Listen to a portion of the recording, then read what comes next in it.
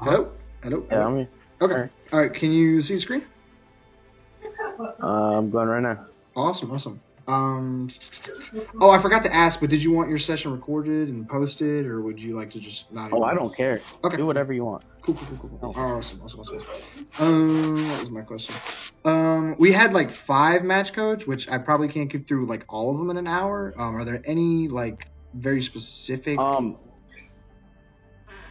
hold on. Let me see real quick. I feel great on the Rialto one. I mean, we can do that one in case there's some things that I messed up on, which I'm pretty sure I already basically know what it is. It's just my impatience on Widow for that first half. But the ones I do want to see is Li Zhang, because that one was horrible for me. That I did horrible on that one. So What'd you play on Li Zhang. Zhang? I actually don't remember. Was it Cass I think I did. Soj? I think it was, yeah. I think I played Hitscan and then auto defaulted the flex mid game. I think that's what happened. Got it. So yeah, Li Zhang for sure, probably, maybe Rialto. Anything else? I want to at least do Li Zhang and New Queen Street. Li Zhang, New Queen Street. Okay. We'll start with Li Zhang because that was the start of the scrim. So let me. Yeah.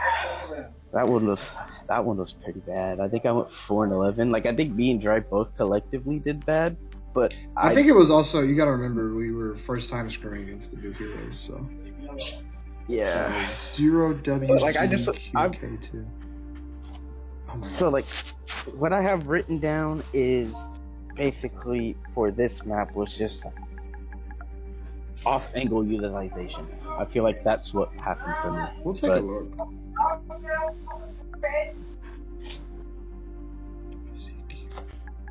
How's your day been, Sledge? Pretty decent. I've just been honestly working on all this Overwatch stuff. Yeah, I can see that, bro. You've been cooking. Oh, I forgot to finish my map stuff, and yeah, hopefully I can get some positioning guides going for the maps.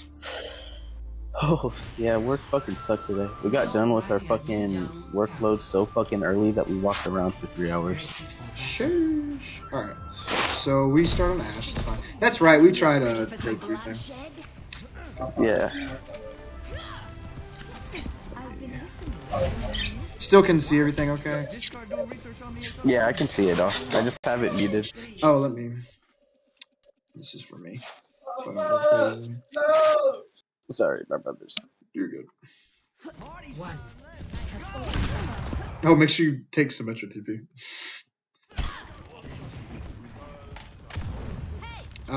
Careful with the blind dynamites. I don't know. I don't think anyone called the Sim TP because I definitely did not see it. It did look rushed and chaotic, but yeah, that's fine. And then the blind. Okay, so the big one there is the blind dynamite. Definitely, like especially in like we were trying to do like old school Junker Queen comp with Baptiste, and not the. Yeah. It used to be Brig Lucio, but different subject. The burn basically in Junker Queen comp, the dynamite has like it had a pass, and it's kind of like even with DPS passive, even though it's universal, it's still really good. So if you hit like a big AoE dynamite, like that's pretty much the trigger for your entire front line to just kind of like go forward, if that makes any sense. So your dynamites are really important in this comp, and just in Ashe in general, dynamite is super blind. So blind ones, like no information about where they are, where the dynamite's even going. Like I'm gonna keep an eye on that, but yeah, it's something we should definitely avoid. Okay. So let me write that down. Okay. Nice shot. Yeah, this is chaotic. Yeah, the fucking junk, this shape. Oh my God, it was so annoying trying to hit that cat. Nice. I was gonna say you can stay here, yeah. This is okay, but if you as a general rule, it's just if you just throw the dynamite without detonating it yourself, like they're going to walk away from it and they're not going to get it. So like I think it was close to like maybe lighting the domino on fire, maybe the Mizuki. You're also kind of far away, so it's more difficult. But like it's a balance between like I have dynamite, I can be like maybe medium range instead of like true. So would you say should I keep the dynamite on me until I'm like either like say I was on the other side closer to the wall here towards center. I like this angle. I like what you're doing. If you're are you gonna rotate deeper? Is my first question. Yeah. So I think I did rotate deep. Yeah. Okay. I think I overextended here.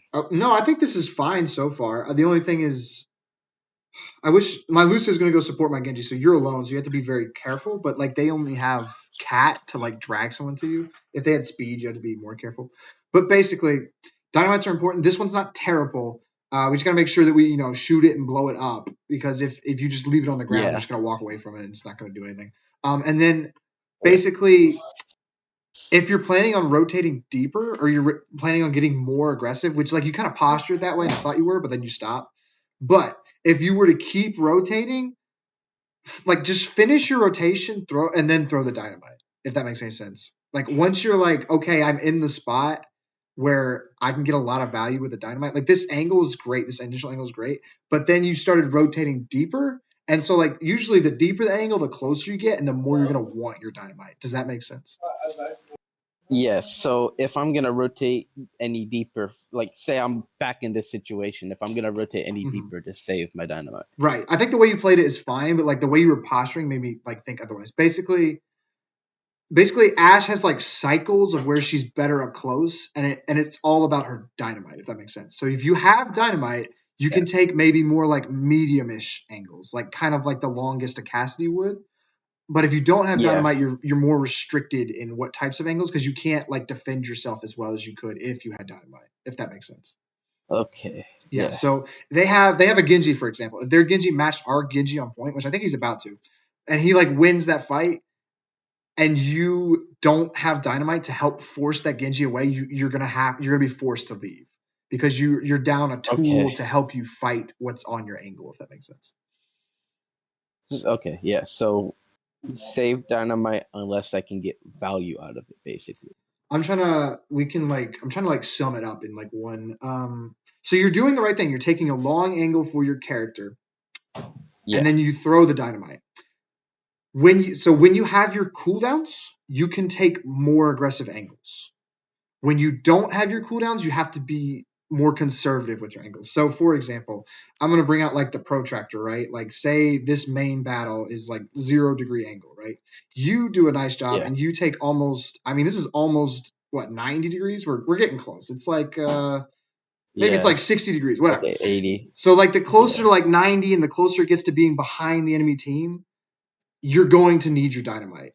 But you're always looking to take an angle, but like maybe it's more conservative, right? Like maybe you only swing to like here if you don't have dynamite, right? And you can't really see anything, so maybe we don't. But like you were thinking about swinging like almost 90 degrees, almost 180 degrees, you're gonna need dynamite for that. But maybe we like hug this rock or we hug this wall, and we can kind of take this more conservative angle because we don't have dynamite. If that makes sense. Yeah, that makes sense. Okay. But everything so far has been decent. I just thought you were going to posture, but now you're coming up on dynamite, so we're rotating aggressively. This is fine. We're scared of Genji. That's another. Yeah, I think there's going to be a habit here with like blind dynamites, like especially because I don't think you're going to detonate this one. Yeah, it's really really important. Yeah. So just blind dynamites and like actually, blind dynamites are becoming a big one, and actually seeing and like actually being able to detonate it with your shot. Because I think we're 0 for 2 on dynamites right now, and if you had hit either one of them, maybe my Junker Queen and Genji could have like dashed the target, and maybe that target would have died. Basically, is what I'm getting at. Okay, yeah, I get that. That is something that I will need to work on. The shots are good. You're putting on a lot of pressure. Yeah, this Mizuki, this Genji can't push you because you're hitting shots. There we go. There's a good dynamite.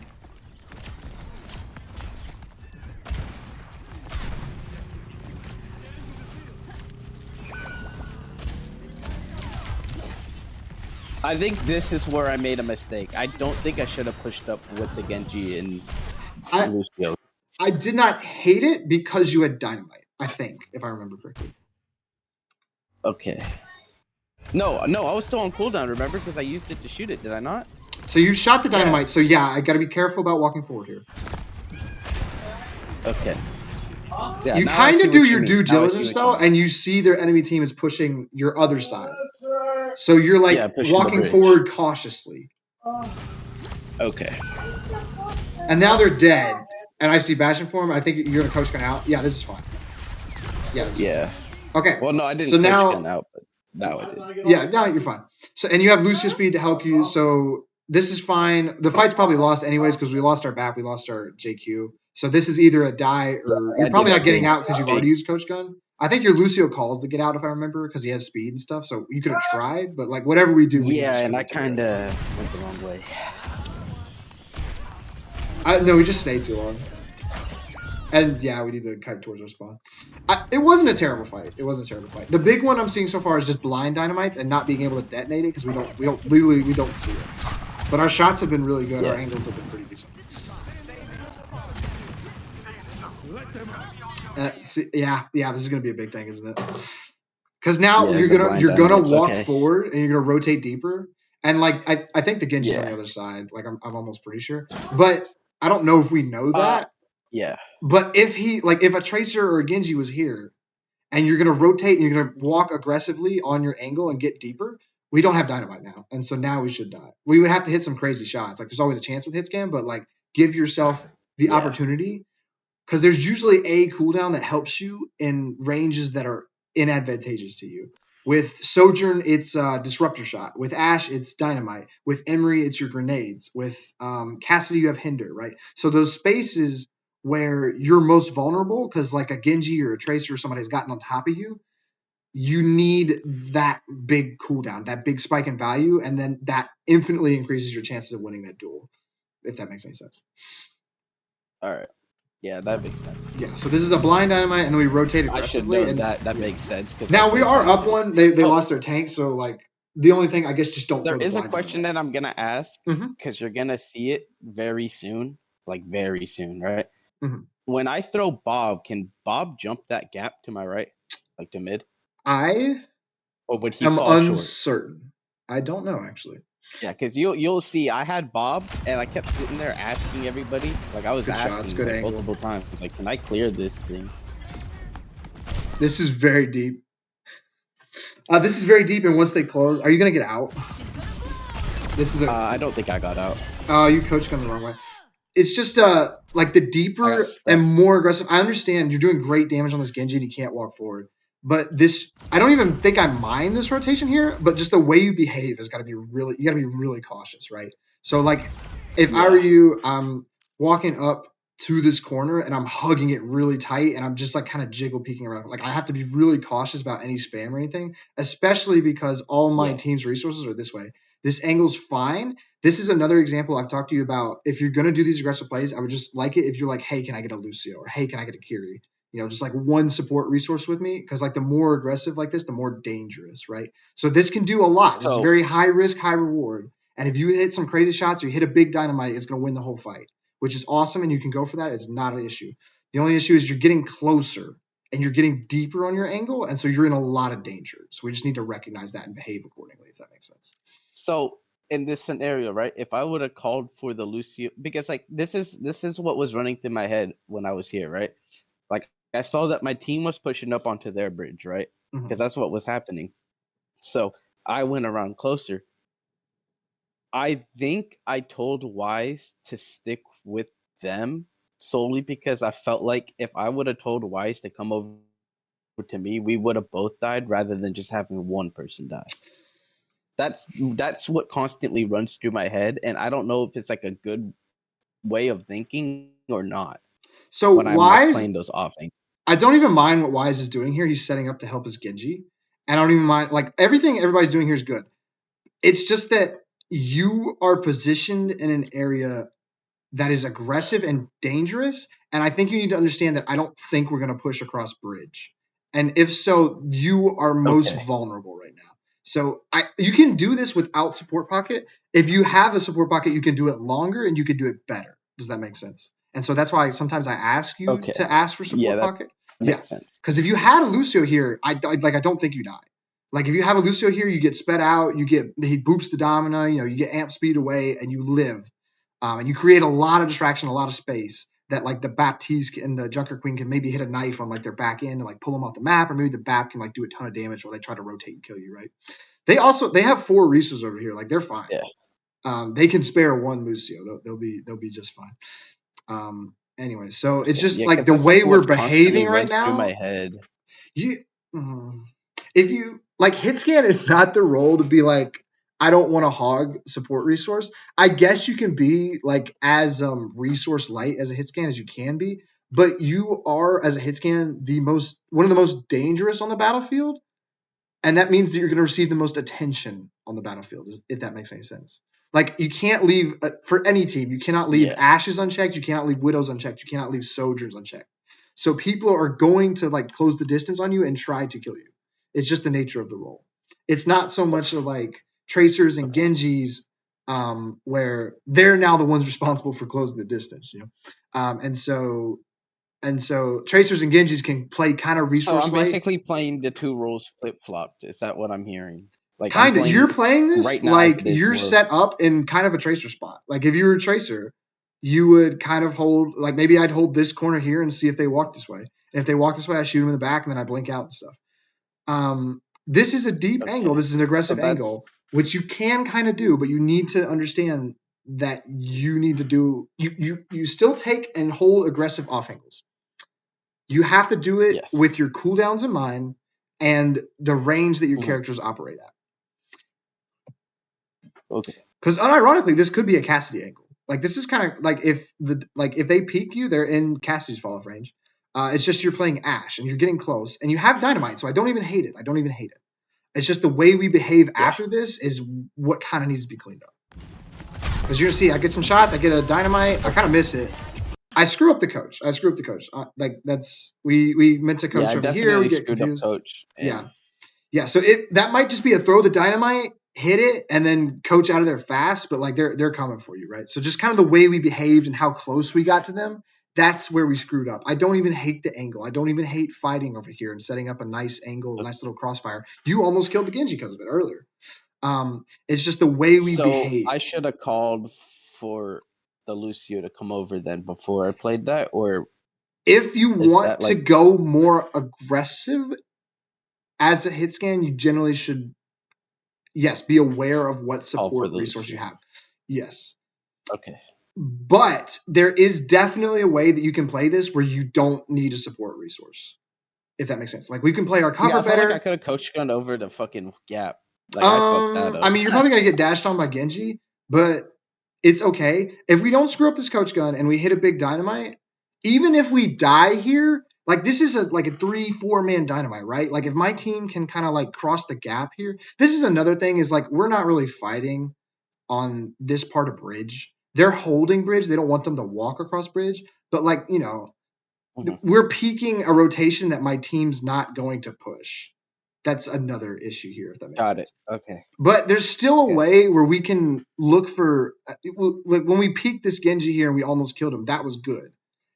And then when we're rotating deeper with dynamite, that's still pretty decent. But just careful, just careful. Like throw the dynamite, hit it, and then get out of dodge, and like get as much value as you can, and like everything drag your death out. Like the outcome. Yeah. I mean, I don't want to be an outcome-based coach. It's just we were so close. I guess is what I'm saying. We were so close. Yeah, and honestly, I hear you. You have Bob now. Like this is a crazy thing, but you can just Bob them like right now, because Bob makes you even better in closer ranges.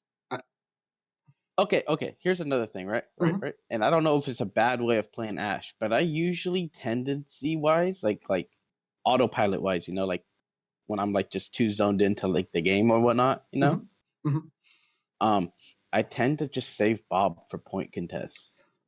It's like, definitely good at that. Times. I think if I were to simplify Bob, or like if we need help initiating the fight at like if we have no alts whatsoever. But like it's definitely good at that, but we can experiment and we can like broaden our understanding, right? So like if we're always saving Bob for point contests, I'm gonna watch the rest of the game, and if we just like don't use Bob until the very last fight when it's like overtime, like that's probably something we need to clean up. That's bad usage. So if dynamite allows you to hold closer angles, Bob basically allows you to hold like almost shotgun angles, if that makes sense. Like you can think of Bob as another resource to help you on your angle. Because like honestly, if you hit a fat dynamite and if you Bob this, and can we cross the gap? My Genji can cross the gap, but my Junker Queen's not in a position to do so. Junker Queen ideally should have rotated to like chase their tail, maybe if we knew you were doing this. I don't think we knew you were doing this, but this can be a coordinated fight plan, right? Well, This I can did say I be was going the left side. okay. Okay. I did So say if that. we know, and if you want to, like, hey, can I like pull them into this room and bob? Then my Junker Queen and my other core can like kind of posture forward on bridge once they turn for you. And honestly, a dynamite, a bob, and a push from the other side can win this fight even if you die. I want to clarify. Okay. So like, there's just this like See, this. look, this is good that I'm doing this. I'm learning so much, like genuinely. I'm very I'm glad. just I'm very glad. Yeah. So fuck, we're like bro. we're Like, just close. We're not quite there, it's but we're getting literally a close. habit. Like the blind dynamite is literally a habit that I do in comp, trying to practice on my own. It's just a So habit. okay. So I'll then break that. so yeah, you want to break it. So how would you go about breaking it? Let's clarify. So we're going to use this coaching session to like isolate some things that we want to improve on. Now that you know what you want to Mhm. improve on, what do you think is what process do you want to go about to improve on them? Well, obviously, I'm not gonna do comp anymore. That's gonna be the No first no no no thing, no no no because no. like, but Like keep going, and then I'll like, explain kind of like what okay. I think will help you. But Okay. I've what I would probably do would probably be is first off, you know, eh, stop doing blind Yes. dynamites. I'm Yes. just gonna stop throwing them over walls and stop throwing them somewhere on the point or something, right? I'll start throwing them within my LOS Mhm. so I can see the dynamite instead of just throwing it so I can't. That will be Mhm. the first thing. Mhm. Because I think that's also what I struggle on, and that's probably why I'm not great on Ashe. Um, and then I think after that, I'll start moving it in to like team play, and then after that, Bob. Because I think my Bobs are fine. I do think they need work. Well, after but like the dynamite thing, definitely gonna break that habit by throwing the dynamite only in my LOS from now on. Okay. No, that's good. And then we're That's what I'm highlighting. gonna do. Okay. So we're going to practice. We're going to go into a game. At some point, it does need to be a ranked game. I'll explain that in a little bit. But we're going to go into a game Yeah. and we're going to be like, I need to make sure that my dynamites hit. Like, I literally, I put my utmost Mm-hmm. focus on dynamite this game. I'm going to hit really big dynamites. I'm going to hit them. I'm going to burn my targets. That's a really big Yeah. focus. I'm not going to That's throw a dynamite if I'm not sure somebody's there. Like, I'm going to hit all my dynamites this game. And so every dynamite is like, yeah. where's the enemy? How do I need to arc this dynamite? I need to hit the dynamite. Do I want to blow it up here? Do I want to blow it up further back? And so we just go into a game, and it can be exhausting because you got to do it for the whole game. You got to be like, okay, what about the dynamite? What about the dynamite? What about the dynamite for the whole game? We can't focus on anything else. Yeah. And so that allows you the opportunity to improve.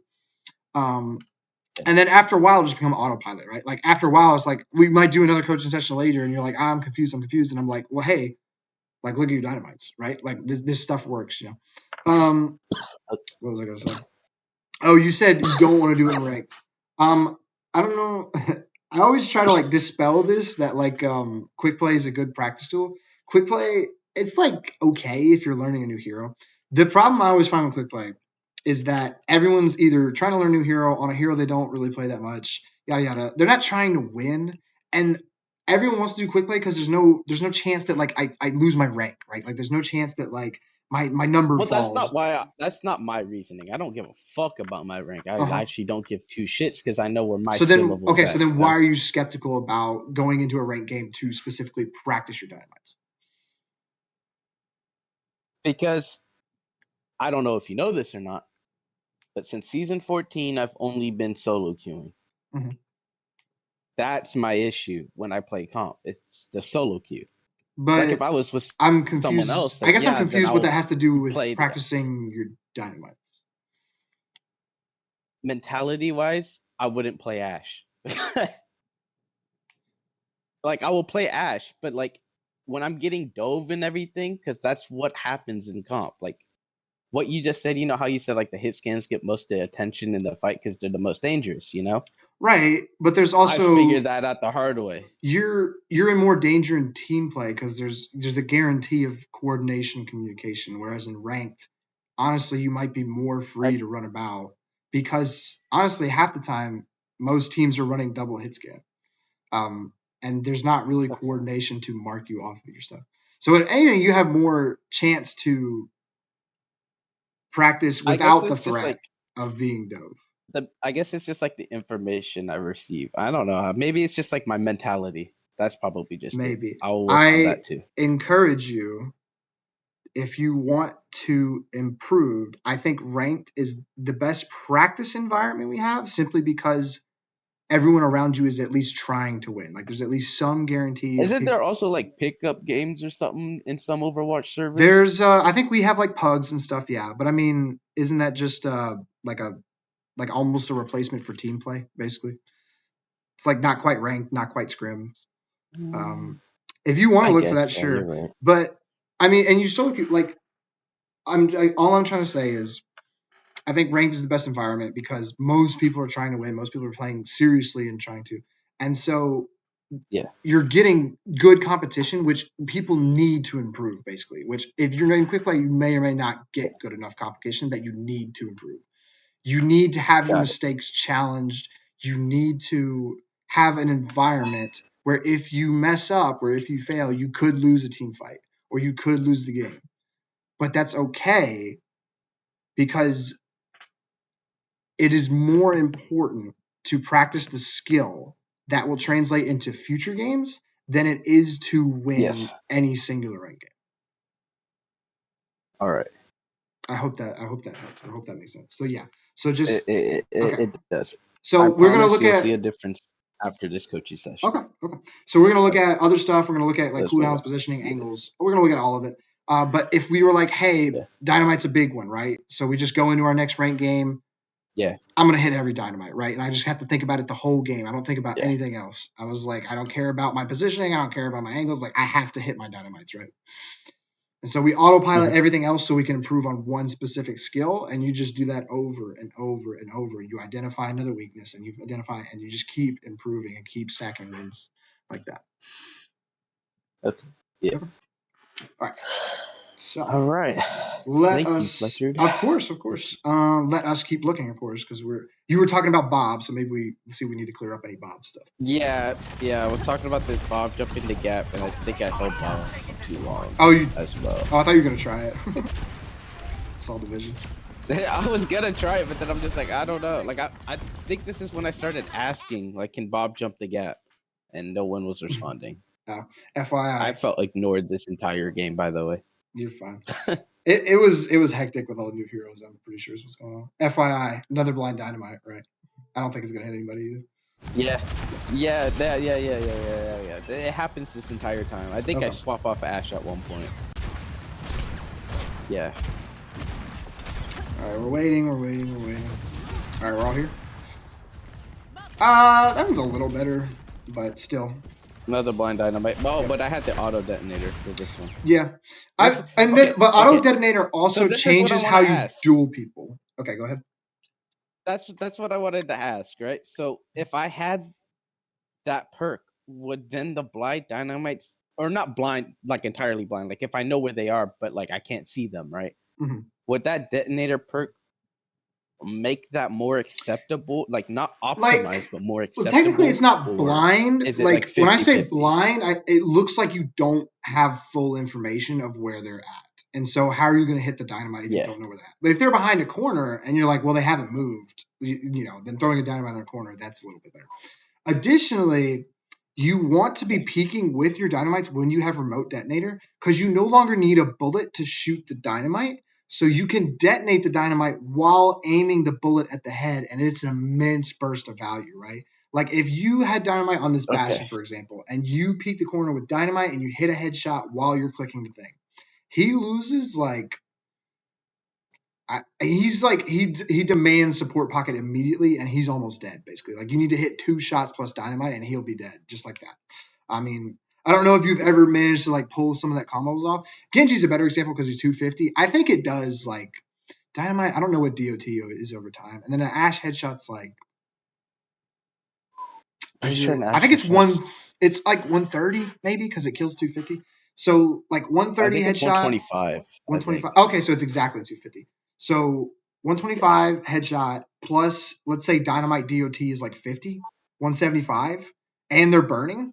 I don't know the Dynamite impact, but whatever. It basically brings them down to like sub 50 health. Or like, sub 50 or so. Yeah, basically below. Yeah. Yes. And so they immediately demand support pocket and they can't peek you anymore. And so you just win that angle, right? So that's the power of remote detonator too. So I don't need to use the bullet to hit the detonator.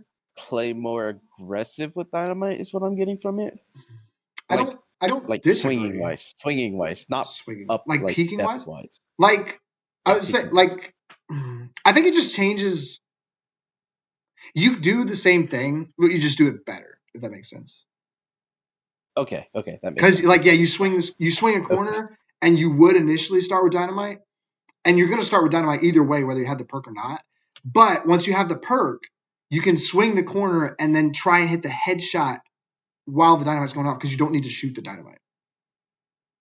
Okay. Got it. I'm gonna try to pull that combo off now. That sounds neat. Yes, that sounds definitely. Good. And then absolutely try to practice range. I appreciate the thought of the angle, but I don't think you're gonna be able to see anything. I think you're gonna feel it. And I'm just curious how you rotate. Yeah, if we're just stuck shooting a domino shield, like especially our team. Indeed was doing that. That's actually that was actually more creative than I gave you credit for. The break the hole so you can dynamite. I should hold my tongue. I guess. Yeah. Oh, we had coach. That's fine. Just gotta coach it. Oh, we're looking for Bob. It's yeah. So the whole team was dead and they were ulting. Yeah, I'll just skip it. But we don't only have to Bob coach out. I didn't think that the Bastion had ult on me. That's the thing. Like I didn't see the ring until and then I coach gun into the ring. That's what happened. So we don't only have to Bob point. And it becomes less valuable the more people on point that there are, strangely enough, if that makes sense. Because Bob's no longer an angle, the more people there are on point. It's really good when he's like solo contested point and somebody has to come to point to not give the flip or something like that. And maybe that'll come up. But basically, Bob is used to make your angles stronger. Kind of like dynamite. It's just another tool in your toolkit. Okay. So would you say that Bob was wrong? You don't have to sugarcoat things, by the way. You can be blunt because I'm a blunt. No, it's difficult, and so I wouldn't say it was the worst thing in the world. Maybe the only thing I'd say is I think your team was dead already, but I kind of lost it too, and the confusion there looking at the replay. But you did have an opportunity earlier to hit kind of a crazy bomb. It would have smacked into him. It would have been shooting all around him. It would have been chaos. And if we set up for that play as a team, then they probably die and we would win that team fight. So that's just something else to think about. Is somebody's pushing you on your angle. It's good that you have dynamite, but it's also really good when you have Bob. Okay. So that's Ashe. I don't know if you play Ashe anywhere else, so I can just kind of leave Ashe notes here. The blind dynamites were a big thing. I'll talk about behaving on your angle, just behaving how much support resource do I have? How aggressive are the enemy team? Are they pushing me? Just reacting accordingly to what you see. So how you behave on angles. We said blind dynamite. Oh, and then Bob. Bob is just think of it as dynamite premium or dynamite plus, right? Just dynamite premium. Yeah, dynamite premium. It makes your angle better. It makes you better at it just makes your angle better. So if you're being challenged and you don't want to lose an angle, you can just Bob it. It's perfectly fine. Okay. So dynamite premium. That's what I wrote down. That's literally what I wrote down. I might make that the title of the video or something. I'll try to work that in. All right. Dynamite premium. Yeah, do an Ashe guide and just do dynamite premium. Like a big graphic of Bob. I'll have to think about it. All right, Sojourn. So I guess I'll start with you. What I actually really wanted your critique on Sojourn for a while. Okay. We'll definitely get into it. I think this map just kind of over? It might just be over. Yeah, it was over. I think I play Soj the next time, but that's good. No, I don't. So yeah, I'm not even gonna look at that. We'll look at next map if you play Soj here. Yeah. Play Soj. Okay. All right. So Rialto, I don't think I. Oh yeah, I did. No, we'll look at Widow on Rialto. Oh, we did play the second part. Did we? Yeah, no, we only got this map because the code was broken, and I didn't realize the code was broken at first. So this is the only. Oh, that's right. Yeah. So we didn't get the third map. Is what it was. Okay. Okay, so Soj. I guess I'll pick your brain. What to you okay, let me is explain. big difference between Let me Soj and explain. Ashe, and like Yeah. what are you thinking? So obviously, I keep saying this every time I play Soj. I keep forgetting that she's not entirely hit scan. Oh, so You know? you're having She has okay, projectile. adjusting the projectile to the hit scan shot. We'll definitely take a look at it. Yes. And we can maybe That like is come a up with big some kind of thing. habits That's to a big practice to thing help you that with I'm that. trying to work on. And I like you know how I asked you. That's why I asked you for that code. The For Vaxa, that and so you aim practice it in training. Vaxa? Yeah, that's what I That's what I try to practice before scrims.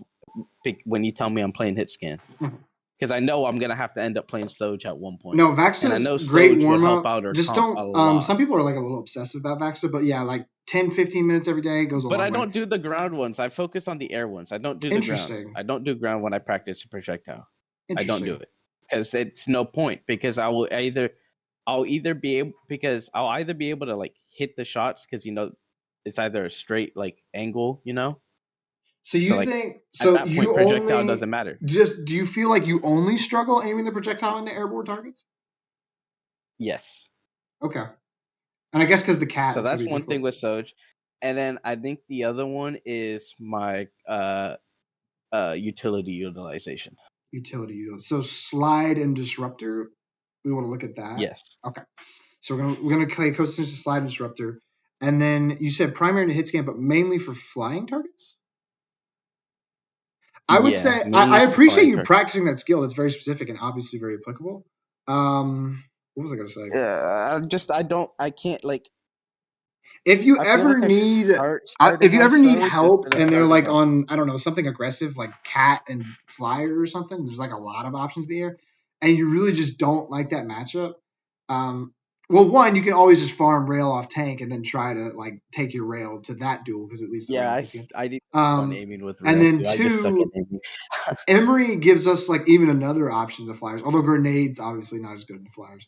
But Emery gives you another option, and then you can even try Ashe and maybe even Freya if you'd like. I think those are all things you can think about. And if they like are trying to close I the don't gap know on how you and long try to I get on play top of you, you Soj, could by the always way. do Cassidy. We'll take a look because we really just want to look at Soj, we want to look at Ashe, and then you wanted to look at Widow on Rialto.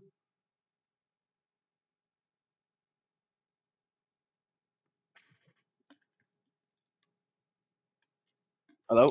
Hello. Hello, can you hear me now? Yep. Sorry, my controller shut off. I'll go. What was I saying again? Fuck, I forgot what I was saying. Oh, I do not know how long I played Soj, by the way. That's fine. Because you know how I was telling you I was practicing? Mm-hmm. This is another mentality thing, but I try to go into the scrims to win. I don't care if I lose. Like I don't take it to heart. I'll just take it as a learning experience, Mm-hmm. But I do go in to try to win. Absolutely. So I'm pretty sure I played Soj. I don't know how long, but I'm pretty sure once I started realizing that I can't keep up with Soj, I swapped. Can't keep up. Can't keep up. By can't keep up, what are you basing that decision off of? Like doing my job. Like I can't effectively do my job as a hit scan when I'm on Soj. Like I feel like I'm like, like Dry's doing everything. Like I feel like Dry's doing everything he can to DPS. Rock is doing everything he can to make sure that he can kite their tank so tank doesn't like come for us, And why is Mbonk So what doing would what you they say can to keep us alive? what would you say is your role or your job as Hitscan? Am I like if someone would ask me what my job is on Hitscan? To be a dickhead. Keep elaborating. Go somewhere where the team is, where the enemy, or try to go somewhere where the enemy team isn't, and shoot at them to make them look at me, so my team can push. Basically, that's not terrible. Be a dickhead. But can you see how that would describe like a tracer, or that would describe like a Sombra? Yeah.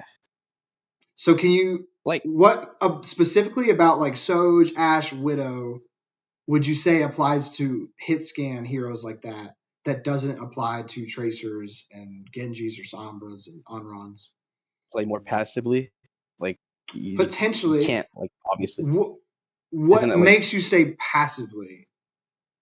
Or you're so close. Well, I just want you to. For example, Widow is holding a long angle. There you go. And it's mainly an off angle. Yes. Yeah, like long angle. The distance, the length Ashe is of the the same angle. thing. Yeah, the distance. There we go. That's what I was trying to get. Yes, absolutely. So your role as a hit scan is I'm going to take a longer sight line, longer angle to apply pressure to the enemy team to either A, force out cooldowns, or B, hopefully kill something. Okay. And yeah, so I was getting. So if you feel like you're not, I knew it, but I didn't know for sure. No, that's fine. That's fine. I just wanted to make sure that we're on the same page, and maybe that'll help clear up any confusion. So you're doing your role as Sojourn if you are threatening kills onto the enemy team from medium to longer ranges. Okay. I'm getting it now. I'm getting it. Awesome. It's all right. So Soj, we had some worries about cooldowns, disruptor, and how we use slide. How to slide allow us to position differently than other hits. Okay. Yeah. Let's take a look. And positioning, obviously. Yeah. Positioning for Soj. Yeah.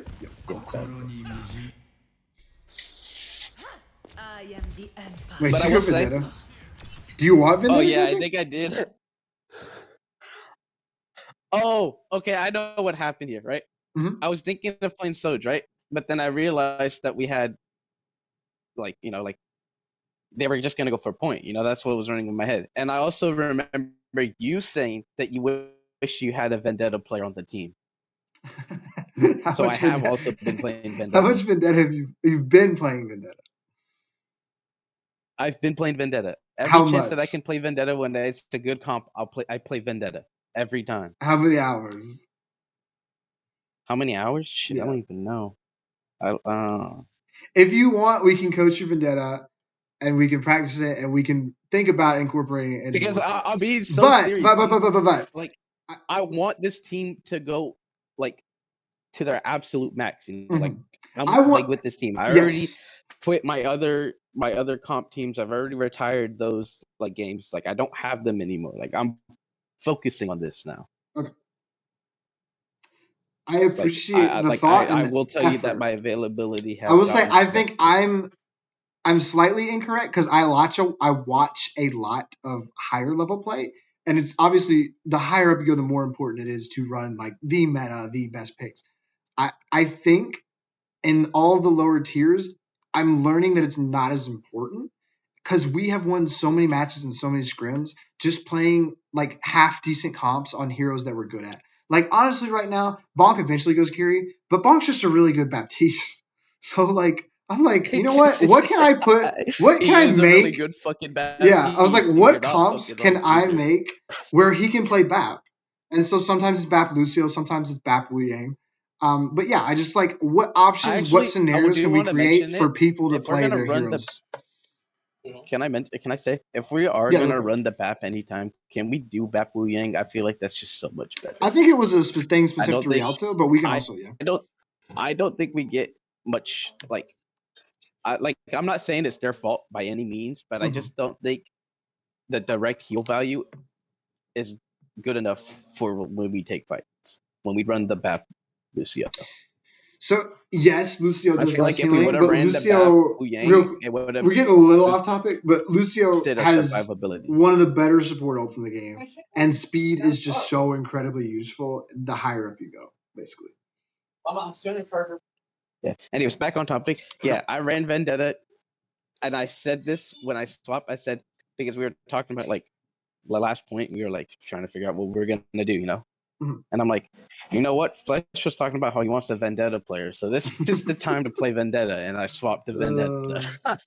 That's what happened. All right. Do you want Vendetta coaching, or would you like to just stick to Hitscan? Yes. Okay. Yes. All right. We will look at Vendetta coaching. All right. Anything that happens. Yeah. All right. Real quick, I'll ask you: how do you play Vendetta? How do you win on Vendetta? Like a dive, basically. Like a dive. That's how I play Vendetta, like dive. How? And I know it's probably wrong. How do you set up for dives? How do you use your cooldowns to execute the dives or live? I'll either throw my sword up in the air, and come down on one of their supports. But I found out during the scrim that that's probably a bad fucking idea because I can't get out after that. We will take a look because I think I already know where this is going, but we will take a look.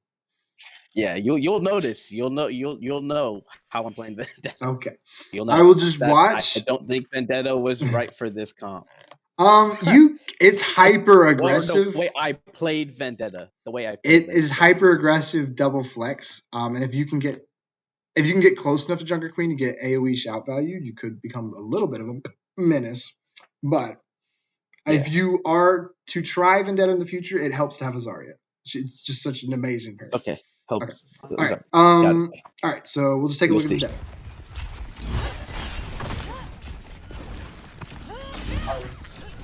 Or I kind of tried to go through the window, couldn't do it. So okay, so I didn't. Even if you got through window, I didn't mind. This is a close angle. So just like if you play Tracer and sorry, her screaming drives me crazy.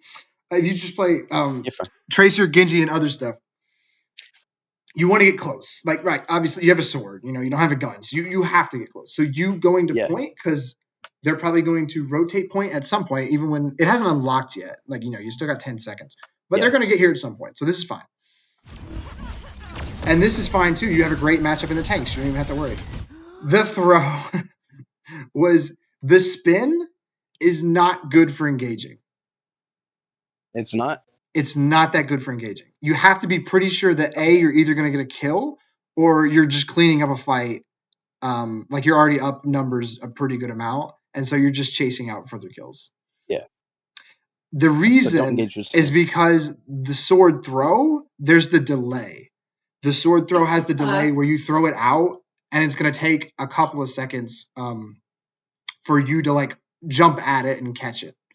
So the sword throw is much better for engaging and getting close to people. And the sword swirl or whirlwind dash is much better for getting out. It's just so fast. Honestly, and also it doesn't do a lot of damage. Your overhead for Vendetta right now is the most important part of the kit. So that's also why you want to front load the sword throw with the overhead to get the big spike in damage. So honestly, your positioning and stuff with the throw. As often as you can, engage with the throw. Okay.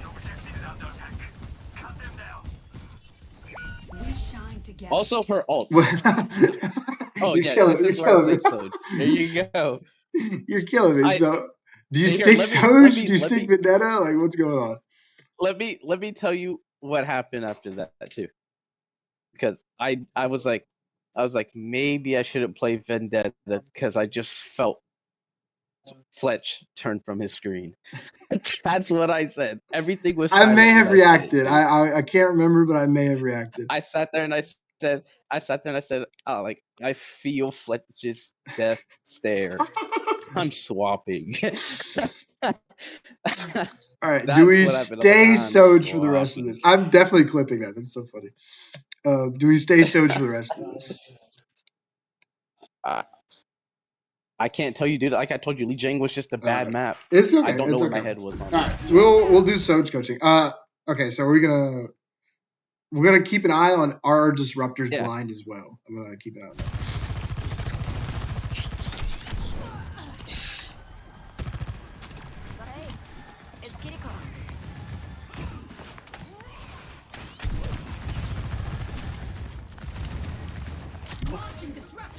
Why is it loud? Oh, I don't have it muted. There we go. Yeah, I think I'm gonna keep a note. We have some blind dynamites and some blind disruptors. Yeah, so blindly using utility is probably the biggest issue because there's obviously AoE value with dynamites and disruptors, and it's really nice to get all those tickies and do all the damage and build our ults and stuff.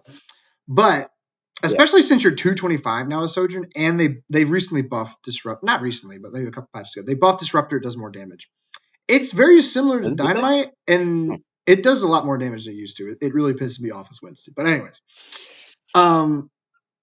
it's very similar to dynamite in that if you have disruptor, you can use it to hold more aggressive angles.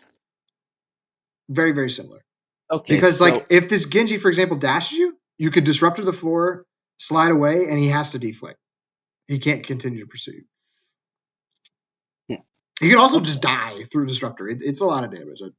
Jump into practice range and find out. Anyway, it's not my favorite buff, as you can tell. Anyway, so we're just gonna keep an eye on. Would you say for Soj use her Disruptor more for an escape then, right? You can. Like we're gonna see. Or if you see like giant AoE value in like a choke or something, like if you were defending this choke and like 5 people try to walk through and you Disruptor 5 of them, I can't. That's a lot of value, obviously. But if you're more so like holding an aggressive angle by yourself, you have slide, yes, to get you away, which is obviously very good, very, very broken cooldown. But you also have Disruptor. And so Disruptor also helps you hold aggressive angles. Okay. So you can always think about using it defensively to like help you stay on an angle longer or help you win a duel, basically. There's obviously the AoE value. I also yes. Want to make a note about Soj. I did listen to your guys' critique, yours and Lucid, when I asked the question the first time about the airborne thing.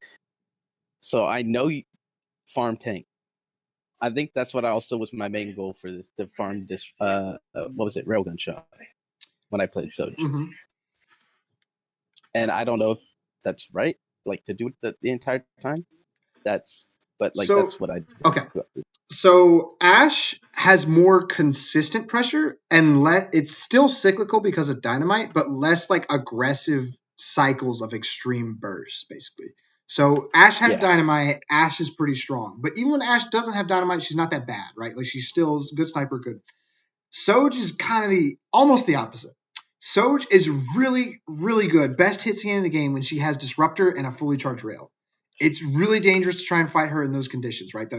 That's what she wants if she's going to take a duel. If Soj does not have Disruptor, if Soj does not have any rail charge, she's probably the weakest Hitscan. Like I think a soldier would win a duel against a Sojourn with 0 rail charge if they both play it correctly. Okay, so generally when you're playing Soj, you either want to keep your Disruptor or fully charged rail, right? That's like the general rule for Soj.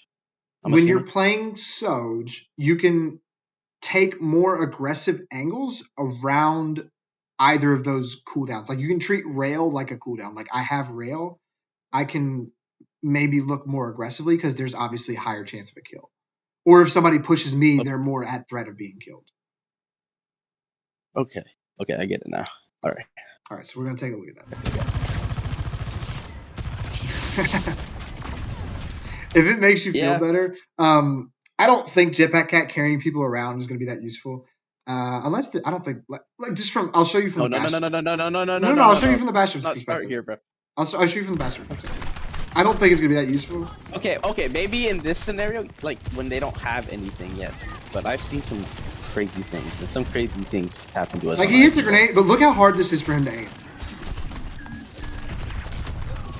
Like he's demanding so much and doing so little. So I think Jetpack Cat carrying Bastions and carrying Malgas and all that other silly stuff you've seen, I don't think it's going to be very... He dies here too. Yes, and like he didn't do anything, right? Like it was a whole turn for him. He can shoot at whatever because he's flying around in the air. But even like some of the best Hitscan players in the world, they can't aim because they're not in control of their movement. The Jetpack Cat is, and so they're reacting to everything that's happening on the screen. It's just so difficult. So if it makes you feel better, I don't think it's a very serious strategy. It's not something to worry about. Okay. Yeah. It's still fucking. Yeah, that's a good disruptor. Although, notice that the Genji pushed us, so we could... I don't mind the disruptor because it's like helping you win the duel versus the Bastion.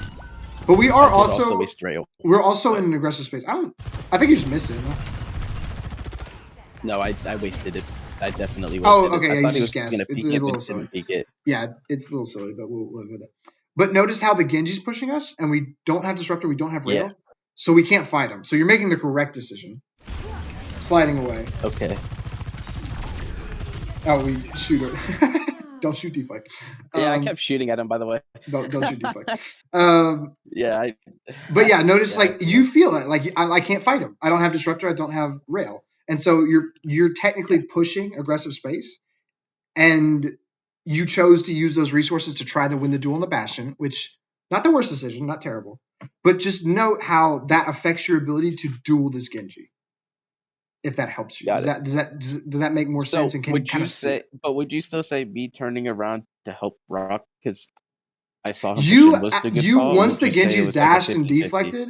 That's the same thing. It goes for every character, right? So people have every hero in Overwatch has spikes in value. So this Genji has used his dash, he's used his deflect. Those are his two main cooldowns. So he's gone for his spike in value and he didn't kill anyone. And he kind of forced some stuff out and whatever. But he's gone for his spike. And so now he's vulnerable. He still could win if he hit some crazy shots, but you technically have the advantage now because you have a support pocket and he has no cooldowns. So, but every hero in Overwatch is like this. Yeah, it's very cyclical, right? Like every hero has a spike in value. Some of them are more like neutral, like Sigmas and Orissas. Like Sigma has Rock, Orissa has Javelin. Those are their spikes in value. But there are a couple of characters that kind of just exist, right? And just do general pressure over and over and over and over. But for the most part, there are characters in Overwatch that have giant spikes in value. And you want to, as a Hitscan, take your aggressive angles around your spikes in value. Okay, that makes sense. Okay. All right. Okay. I got that.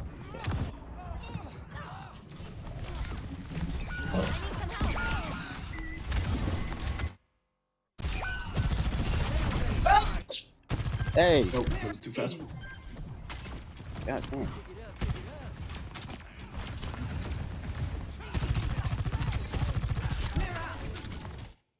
Yeah, another early disruptor. We'll keep an eye on it. Yeah.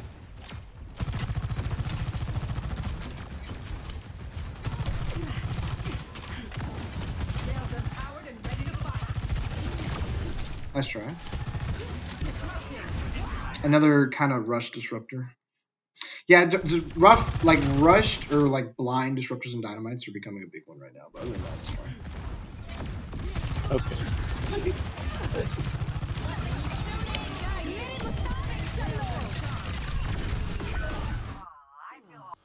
Okay, I always wonder about this. Just careful about walking forward. I think this got you killed on Ashe, but you do the same amount of damage as walking into her face as you do from this corner here. Like, there's just careful. You're not Genji, you're not Tracer, you're not doing more damage. And you walk into a Bastion shot, that's what gets you killed.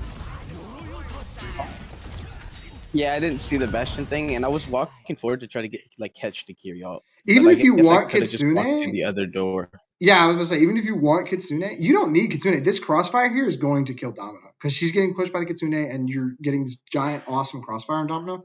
She's going to die because of Kitsune, but also because you have a crossfire in which she cannot hide from everyone. So if all 5 people push this Kitsune, then this Domina can kite around this corner easily. She is less able to because you have set up this off angle and this crossfire. So all you have to do here is honestly just hold the corner and keep shooting her. And she will die. Okay. So well, I mean, they're going to pop a support ult to try and save her, but she will die. More than likely. Because I don't think this support ult, it's whatever. No, this support ult is actually, I mean, like, it's pretty good for, like, point play. Because when you, like, think about it, it has a shield. It has, but anyways. On the outside. It's a Maga thing. I need to make a Mizuki guide, but we can talk about it later. Yeah. Anyway, so just the TLDR, this kind of happened on Ashe. Just careful about walking forward past our corners. So we'll add some corner discipline. We also talked about how to behave on angles, and so just being really disciplined with our corners because we're not a tank. We got to just be careful. Let our Junker Queen, let our other, do that. Let the characters that are designed to get that close do that basically, and you just play your effective range. Yeah. Okay.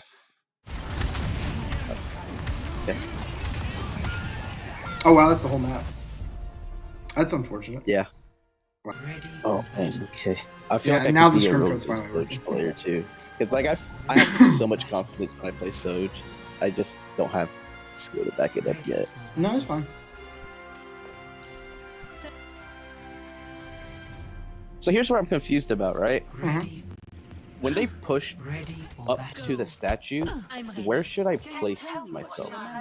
Because if I go up to the bridge, I'll be in their LOS. If I stay where I am, I'll be too close. This statue? And if I go just around the corner, yeah, the right here, like when they get to this part. So my Ram, we talked about it, but my Ram should start the cart here, and so that's. But like once they've broken my Ramatra stronghold on that first corner, basically, and they've kind of got the cart to like around here-ish. Yeah. You don't have to start like this. Might would it start just be entering into your best to fall swap? I mean, no, you're playing out first defense on Widow. There's so many long sightlines on Rialto that you can take advantage of. I mean, even if you want, like, basically, I said back here because that's the longest sightline, but you have this entire back high ground to kind of play with, right? And that's going to be, I think that's mainly what we're going to talk about on Widow is just kind of using your like crosshair advantage is going to be the biggest thing I can coach you on. If you can get crosshair advantages, Widow, I don't think they're on Ashe, so the Ashe is going to like everyone's just going to try to close the distance on you because you're Widow, but if you can flying targets though, they can't mess with me on Widow. He said, "Nah, I hit those shots." Anyways, you can just play with this whole backside, right? Like this was a suggestion. This was, this is good. It's not terrible. And then obviously there's sorry, my camera's struggling. Anyways, there's back here and stuff. Like these are still long sight. I'm struggling. I need to just move on to a better PC. All right. Yeah, so all this back here, these are long sight lines and they're very oppressive on cards. There's a lot of lethality that you can deliver from all the way back here. But basically, like you have this entire high ground to play with. Is kind of what we're going for. Once the cart's like to this next choke, you can't use this anymore, and so you'll kind of be playing back a bridge or maybe like kind of either stairs or like height or choke back here, because the cart will be here. Okay. But you're always maintaining your long sightlines, your long distance. But until the cart kind of breaks that first corner, they're not close enough for you to really have to worry about them. You're also getting help from your Wu Yang Echo. Your Wu Yang Echo went crazy this match, and they were doing a fantastic job marking. Like, I think there's only like one flank really, and it's Mega Side that can even like start to close the distance on you, basically. And so they were doing a fantastic job marking that and kind of just letting you free aim. 3, 2, 1. Attackers. Okay. Nice. Oh, good start. Okay. Let me slow down. Wait, I gotta like click this thing. 5, 4, Came to me in New York. Wait, why do you gotta clip it? I was moving it like All 2 he did times was try to speed. fly out of spawn. Boom. No, I was just like moving at 2 times speed. The Ashe did not peek again either. It was so annoying. Well, she has a disadvantage.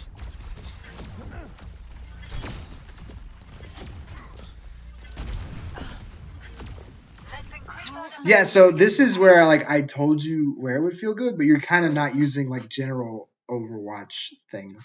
As a small tip, like you generally know how to position, you can trust yourself. You just need to maintain your range and your distance. So like the Dom will stop the card at this corner, and I appreciate you like I'm gonna go set up back here. But you can set up like here-ish and set up a crossfire here. You can kind of take maybe 1 or 2 more shots out of this area. I do appreciate you rotating because the cart is moving and whatnot. But yeah, you don't have to like I'm playing back here. Like basically all I'm trying to say is this whole high ground, this whole backside of first point is your playground. Like you can do whatever you want back here. Okay.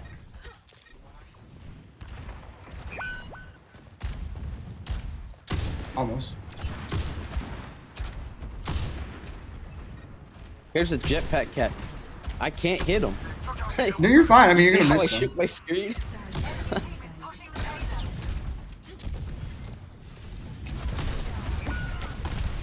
Oh, the lamppost saved him.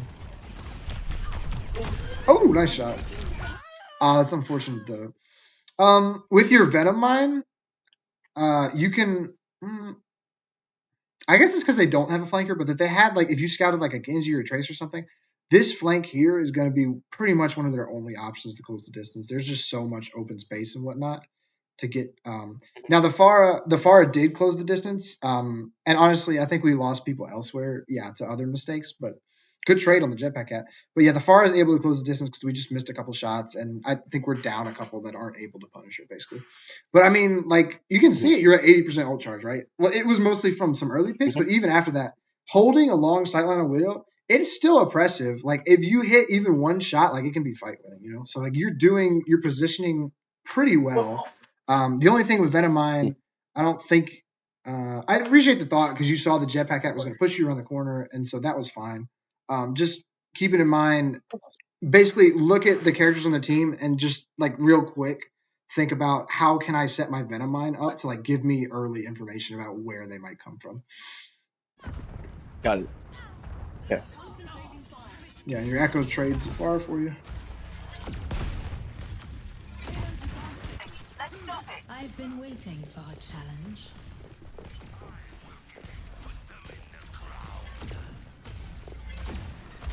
Yeah, you understand. You get it. After the pick, though, yeah, after the first pick, I would have started walking forward. That's true. Yeah, this is good.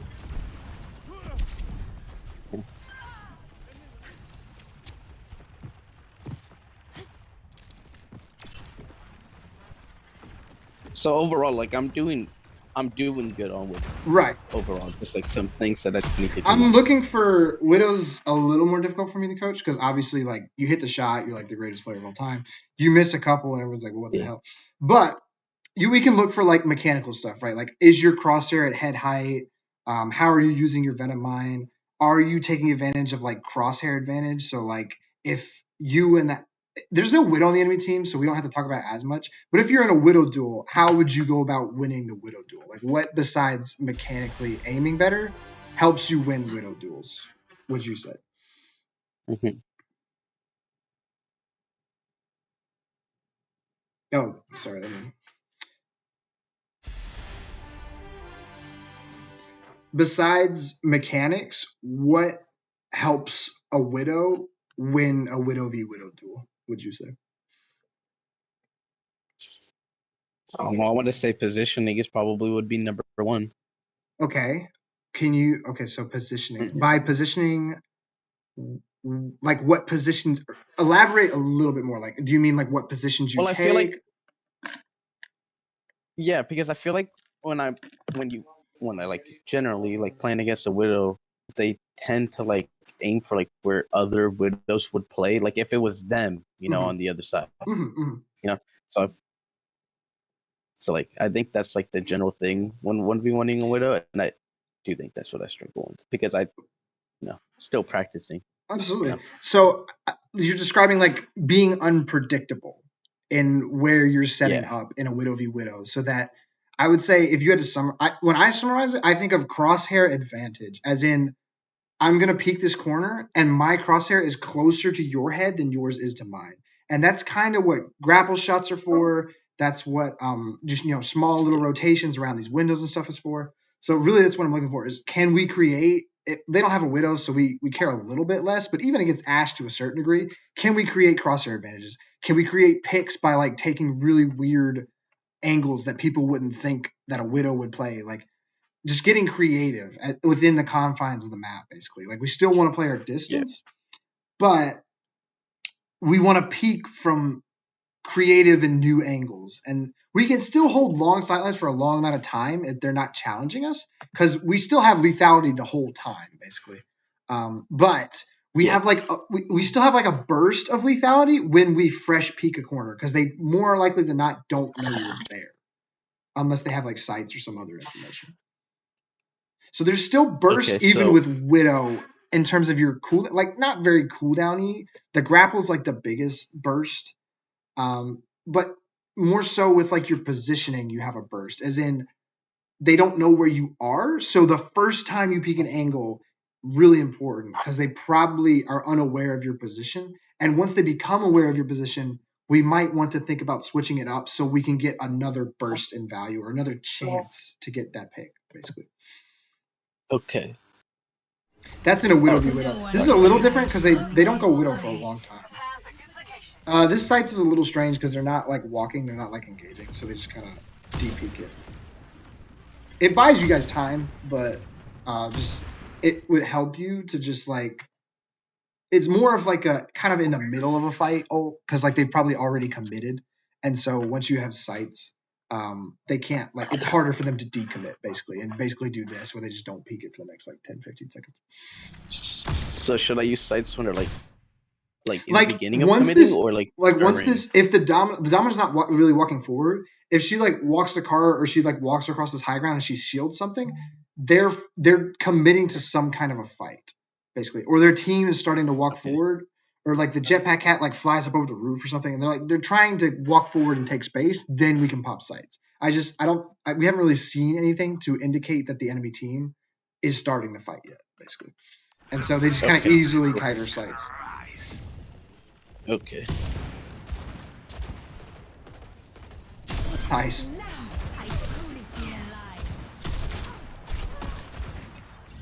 Even when we're peeking the same angle, there's some idea of unpredictability because the jetpack cat, I think, thought you were going to rotate and look for a different shot. And so even sometimes staying like can mess with people. That can be a little fun, like a little fun mind game in Widow stuff. It's like, where is he going to peek from? If you ever be in the Widow v Widow, that's kind of the big thing is like, where are they peeking from? Where's the Widow I at? was in the And really good Widows are terrifying because it's really hard to find them before they peek. That's, if you ever watch Ons is one of my favorite Widows. And he, like, it's funny, like some of the enemy comms that you'll hear.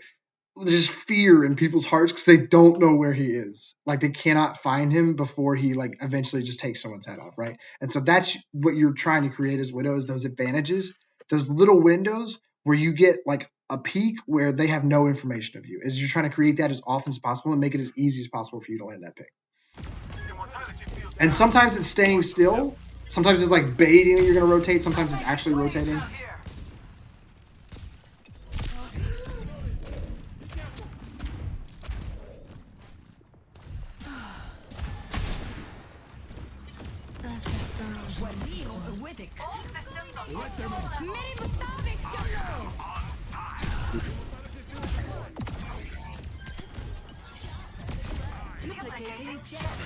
Let's try.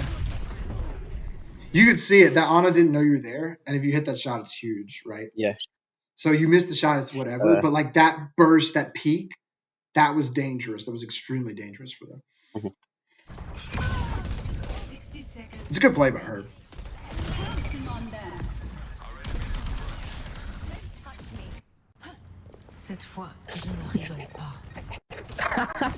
I can't get over seeing that. That's what it looked like on my screen. What was it? Fucking the cat. I think no, it was dry. Yeah, dry turning into the cat. Oh my god! He just drags. I couldn't, bro. I was laughing so hard.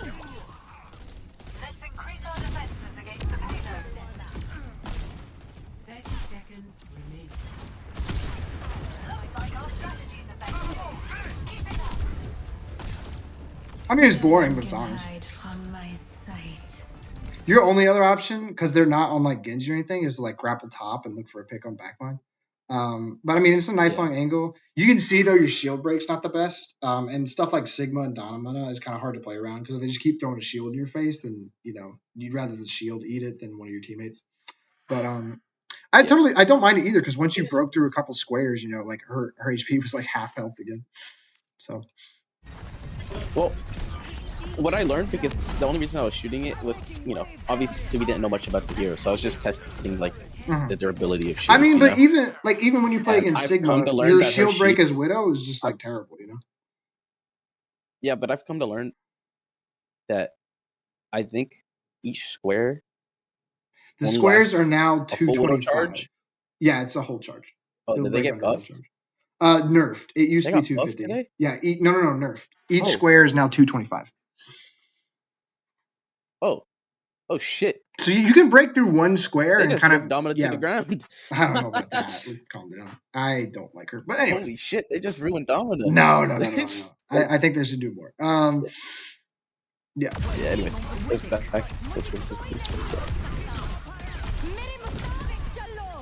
Yeah, that Emre can't peek. I don't know why they didn't go Widow sooner. And then they C9. We want to watch it on attack? So, I don't know what I don't think I played Widow on attack. I think I played Emery. You played Widow a little bit, I want to say. I do remember you playing Emery. I think, yeah, like for the first, like, the initiation. Oh, do I get to coach some Emery? Would you like some Emery coaching? I think this is where I played Emery. I know you went Widow for a little bit. You did eventually go Emery. Soldier. I don't know if I swapped Soldier and swapped Emery or swapped Emery then to Soldier. I don't think you. I don't know which. You might have gone Soldier to touch or something. But I do play fucking Emery. I did play Emery. No, I'd love to talk about Emre. We'll definitely get to that point.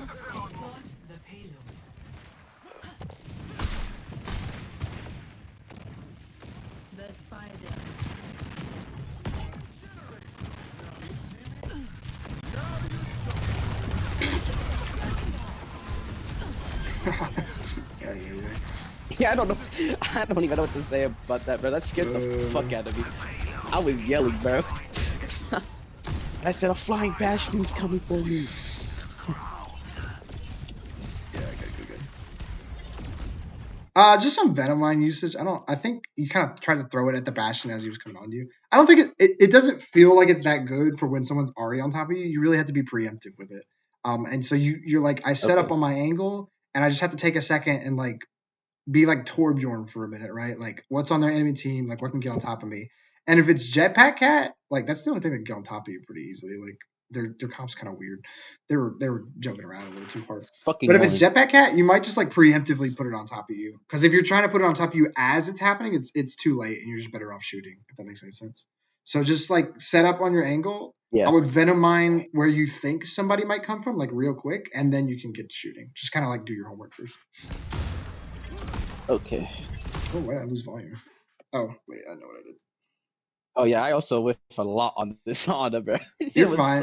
He knows you. See, he knows you're here, so he's moving erratically now, so it's more difficult. Yeah, imagine if we had a mine to help deal with that Jetpack Cat earlier. Yeah. Okay, I see what you mean now. Yeah, but they can't peek this. Nice. Yeah, you're putting tons of damage in that down. Good.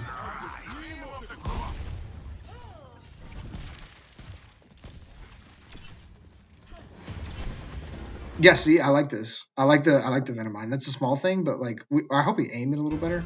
Yeah, we aimed it poorly, but like if we could have put it on like this choke, like this was going to be the way somebody was going to flank you.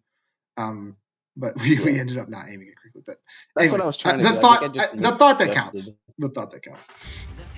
Yeah. So yeah, get to the angle. Do your homework by placing the mine first, and then go about trying to obtain crosshair advantage from there on out. Oh yeah, I know this part now. This is when they started nanoing the fucking cat just to contest point. Nice. This is another opportunity we could look to Venom mine before we go to peek this, if we wanted to. Yeah. It's weird. Like I keep like looking at their comp, and I'm like, well, I guess the cat's the only thing that could die for you. Like it's really interesting on their part. And then the Ashe is stuck contesting you. Is interesting. But then again, they can also drag anyone. So like they could drag you, yeah. But I mean, yeah. But then you want to mine yourself. Like just look at the enemy comp before you go to peek your angle and be like, if it's Sombra, Tracer, probably coming from behind me, maybe even Genji. Just like what flank route are they most likely to take, and let me Venom mine that real quick. The cat's probably just gonna come from above you, so like something on like kind of a door frame or something. Nice shot. No one can hide from my sight. Weird sights, not gonna lie. I don't know if you just kind of panicked or something, but I just did it to find a fucking cat. Okay. I really hated this fucking cat. I literally was hunting this fucking cat. Dude. Oh my gosh. Yeah, I think you died. I was getting annoyed with the cat. Yeah, I did. I think I overpeaked too, or overextended. Okay. I'm serious, dude. I tried with the cat. Let's little less focus on the cat. But I think I switched Emre. All right, awesome Emre coaching. Okay, so I have a little bit of Emre time, and I think there's like a little more interesting things than I gave him credit for originally. So we're gonna talk just a little bit about what makes Emre good, and we're gonna take a look at it. Emre, there's a tech. I think the most important thing is understanding one, how the pistol works, and two, what you can do with the grenades besides just kind of throw them in areas. There's a tech with Emre where you can throw the grenade at your feet and then jump, and it's like a super jump. I don't know if you've been able to do this or not. That's what I was trying to do. That's why I said, hold on, let me test this shit. Look, you'll see. I don't know if it was here or when. We'll see if you can pull it up. But yeah, it's not. So it has to bounce first. So you're gonna throw it at the ground. It's gonna bounce, and then you have to walk over it as it's exploding and jump. and that'll send you up just a little bit fire. It's kind of like Ashe Coach Gun, which is kind of funny that it like takes more work. See, because this it's is like what more I tried work doing. for an Ashe Coach Gun. It's funny. I think it was on a different. Yeah, this is what I tried doing with him. So so there's a little bit of verticality with Emre in terms of like his jump from his pistol and his grenade has the super jump tech. So there's a little bit of verticality basically. So he's kind of Ashe-like. Also give you super jump, and especially since they buffed his fall off, I feel like he's going to compete with Ashe, and he's going to feel kind of similar to Ashe. This scrim was before the fall off buff, so you might not feel it, but I think he's going to compete in kind of that Ashe to Sojourn range. And then basically it's going to be using your pistol for either A, rotations, because you have the speed boost and the jump boost, or B, to help keep yourself alive. And then you still have peaks in value about how aggressive you can hold stuff. It's just going to be based around hitting your grenade. So if you have your grenade, it's kind of like having a disruptor or having a dynamite, and it can help you win a duel against somebody who's pushing you. But you can also use it for AoE value like those other just like Ashe. Yeah. It's going to be pretty similar to Ashe. You don't have Coach Gun. You have the pistol where you have to lock in with the pistol and hit your shots to keep yourself alive. Yeah. Anyways. Okay. But I'm very excited. Oh, and we're going to talk about the ult, hopefully, because the ult's very interesting. Yeah, I don't understand his as much. I think I died. I need to do some more research, but I think I kind of understand so far. That was awesome. I like that. Yes, I didn't even talk about it, but I like that you were abusing the you have full strafe speed while scoped in, and you can definitely abuse that because you're unlike Ashe, unlike Widow, you don't have to worry about being scoped in, removing your movement abilities. Yeah, so that's kind of why you win these duels is you're just literally abusing your ADS strafing while scoped in. So just really, they're gonna nerf that too. I don't know because it gives them something to be unique about. Like for example, if you wanted this height, well, Domino's up here. I didn't know she was up here, but Domino's not up here.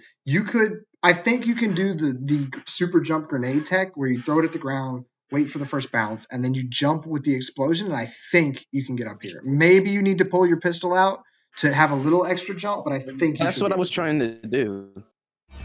That's what I was trying to do, but they said I tried pulling the pistol out and then throwing the grenade and using the jump. But then this is good. Yeah. Pistol to keep yourself alive.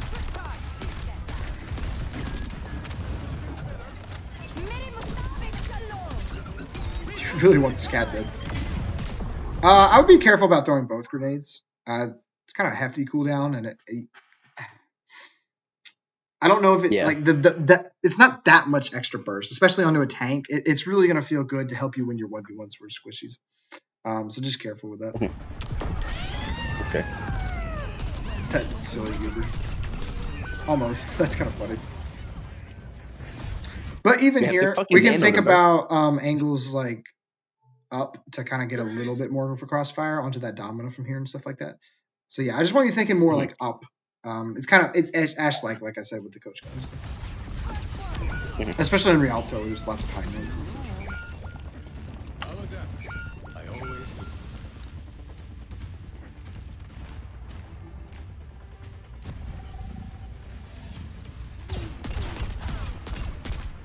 Nice shots.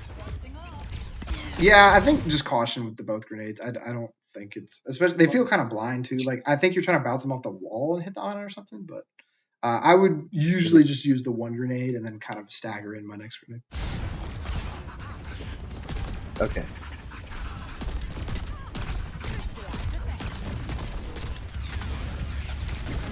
Oh my gosh. Wow, your team kept you alive. I would have pulled the pistol out faster is the only thing. Your sports did a great job, dude. Again with the double grenade. Yeah. Also the same issue as earlier with kind of like blind grenades and blind dynamites and blind disruptors. Just making sure that we're more deliberate, deliberate with aiming and hitting. Use my ult. The super jump also applies your ult and it sends you like super far. I've seen a couple people pull it off. But yeah, you literally and then you think up again. So like maybe you start the ult like around this corner and you grenade super jump into the ult and you can like kind of use this cover and then kind of rain down hellfire from up here. And this Domino's already used her shield, so she should be cooked. And this Anna has to hit the sleep, or honestly, you probably get like a 2 or 3K. I think you're about to pop the ult. Yeah, you pop it from the ground. And so your best option for like cover and verticality during it is this ledge and stuff right here. Maybe it's the stairs, but I don't think you're gonna head that way. But I'm curious. Yeah, so you're kind of using it, and then I think you're gonna keep going up, up, up, and coast past it, and you're just kind of vulnerable. I was gonna say the heavy round between the light round. I think the correct burst. I'll try it out some more myself, but I think the correct burst is like one heavy round into light round follow up, and that should kill a squishy. And obviously it lasts for like 10 seconds. So, and then yes, when you need more accuracy on flying targets, I think you're right here to generally use light round. So I think your like round usage is pretty good. I just think setting it up, you want to think about cover and stuff because I think is the Ashe. Yeah, like you're just completely out of cover with it. Yeah. So from their perspective, you can see how that you would probably want some cover to play around so you can receive some healing. And kind of it lasts for a long time, like don't all go for a giant burst right at once. I think is it 8 or 10 seconds? We'll see here. Yeah, you have 10 seconds. Yeah, you have 10 seconds. It's longer than Blade. So, you don't have to get it all at once. It lasts for a long time. Yeah. So yeah, heavy round, light rounds to get the cat. That was kind of a gamble, but you hit it. So, and then yeah, we're just too far away from cover. Okay. I'm done holding back.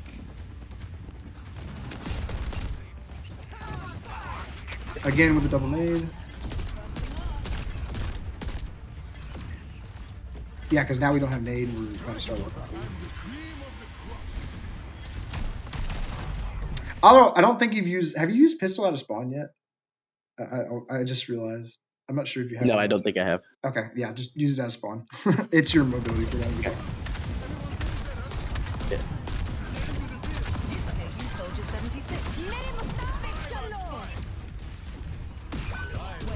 Nice. I like the fast reload thing. I like what they added. It's kind of interesting. I think there are better perks, but yeah, I understand, and I like pulling out the pistol. Yeah, if you're gonna try and close the distance on something, this is fun.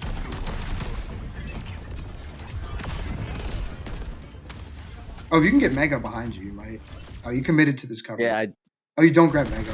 I committed to that. Yeah, there's a Mega behind you too. Nice kill, but yeah, you could have lived if you grabbed Mega when she stopped pushing you. Yeah, if I would have grabbed that Mega. Yeah. And you could have stayed alive, but you got another kill. But it's fine. Is it the map? I don't know. Try to touch with Tracer.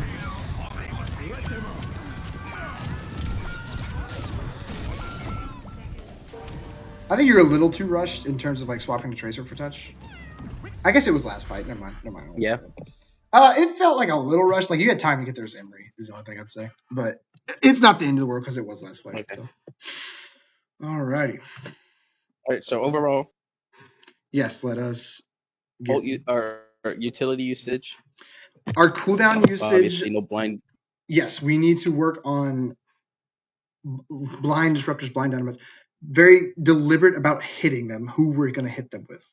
And understanding that they are the tools that allow you to hold more aggressive angles. So if I, as any Hitscan, walk deeper or more aggressive on an angle, I better have my cooldowns to help me fight whoever tries to challenge me, basically.